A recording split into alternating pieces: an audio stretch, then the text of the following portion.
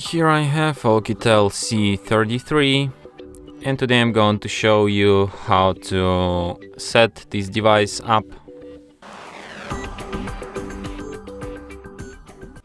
So firstly, you should select preferred language. I'll just stay with English. You can also set up this vision settings too. Tap start. Then you can insert SIM card, but if you don't have it on, you can just skip this step and do this later. Then you can connect to the Wi-Fi, but if there's no open Wi-Fi network, you can just set up device offline and connect later. Then you set up date and time. Then you have these Google services, which I suggest you to turn off. Tap accept. Then you can set up screen lock, but you can also just skip this step for now and do this later in settings, or just don't do this at all. And device is all set up.